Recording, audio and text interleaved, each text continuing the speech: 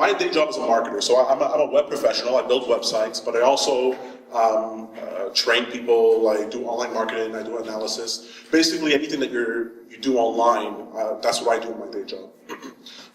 And one of the most requested pieces of information that people ask for is to learn about social media. It came out of nowhere, right? It just exploded about 10 years ago, and people are using it for business, people are using it for their own personal lives, and it's a very effective force. And so businesses usually come to me and ask, how would I go about using social media in order to make more money for my business? Now, don't worry, this is not going to be social media for business. This is going to be social media and you, to teach you how you might be able to use your, I'm sorry about that? Change minds. This one. All right. How you might be able to use social media in order to make your own life better.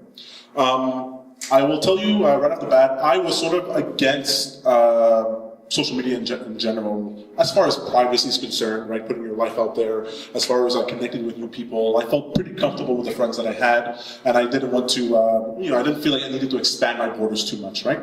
But because of my job, I had to do it, and I now realize, oh my goodness, there's so much more there than I realized before. So we're going to take a nice cursory journey throughout the social media sphere to find out what you can gain from using social media in your own personal lives. Is that okay with you guys?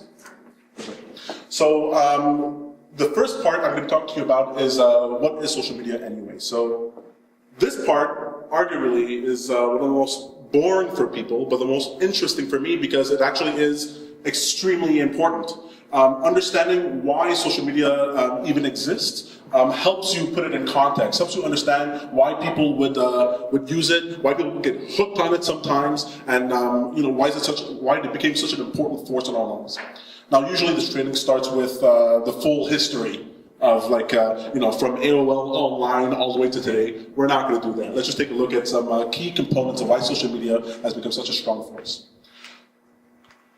Now, it's all about transactions. Everything is always in the process of transaction. No matter what you're doing, whether it's economic transaction, whether it's a relationship that you have with someone, whether you're eating or what have you, just by being, everything that you're interacting with is a transaction. You are receiving something and you're putting something out. There is actually no exception to this rule. It's just the way that you might perceive it. For example, sitting on your chairs, there's a transaction between you and the chair itself. We all learned in school that you are exerting a certain amount of force on the chair, and the chair, in order to hold you up, is exerting that amount of force back towards you, right? And so this sort of effect happens everywhere. 2, anything that, any type of transaction, any type of technology or methodology or philosophy that makes transactions easier has an increased likelihood of being perpetuated in our society. And 3rd, the more people use this new mechanism that makes your life easier, the more appealing it becomes. Now let's just break this down. Now these are the 3 components that are necessary for any invention, any sort of change to actually take place, to actually take hold. Because there are plenty of great inventions, there are plenty of great ideas that don't take off because they don't meet all of these requirements.